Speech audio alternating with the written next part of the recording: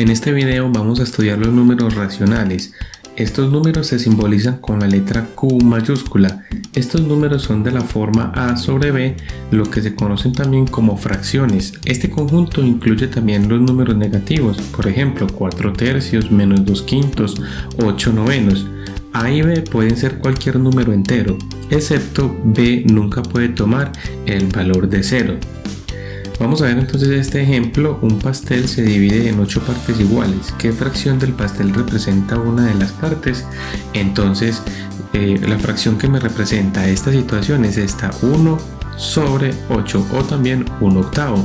Veamos esta otra situación acá de este cuadrado. Representar en una fracción la región sombreada. Entonces vemos que este cuadrado está dividido en 8 partes y que la región sombreada corresponde a 3 partes. Entonces la fracción correspondiente es 3/8. Ahora veamos la representación decimal. Por ejemplo, tenemos esta fracción 1 dividido 4 o 1/4. Cuando nosotros efectuamos esta división obtenemos el decimal 0,25. En ese sentido, entonces, los números decimales están formados por una parte entera que se escribe antes de la coma y una parte decimal que se escribe después de la coma. En este caso observamos que la parte entera sería el 0 y que la parte decimal, la que está después de la coma, sería esta, 25. Vemos entonces acá esta tabla donde vemos entonces que hay una parte entera y hay una parte decimal. La parte central es esta que estoy acá señalando, que es la coma. Antes de la coma esto se conoce como la parte entera y después de la coma es lo que se conoce como la parte decimal.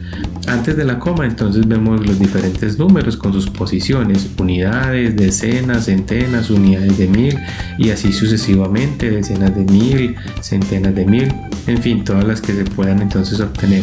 Pero también después de la coma vemos unas posiciones que se denominan la primera posición décima, la segunda centésima y la tercera milésima. En ese sentido entonces el primer número 0,4 lo vemos que se ubica acá, el 0, la coma y el 4. El 0 viene a ser entonces la posición de las unidades y el 4 viene a ser la posición de las décimas. El siguiente número, el 25,38, observamos entonces el 5 sería la cifra de las unidades y el 2 la cifra de las decenas en la parte entera, la coma, y después viene el 3 la cifra de las décimas y el 8 la cifra de las centésimas. Y por último 841,912, entonces se ubica así, el 1 la cifra de las unidades, el 4 y el 8 respectivamente, la coma, y ya lo último aquí, el 9 la cifra de las décimas, las centésimas y las milésimas. Luego tenemos entonces la clasificación de los números racionales decimales. Los números racionales decimales pueden ser exactos y periódicos. Por ejemplo, el 0,25 observamos que es un número decimal exacto. Podemos contar cuántas cifras decimales hay después de la coma. Obtenemos así que tiene 2 cifras decimales, entonces este se denomina un número decimal exacto.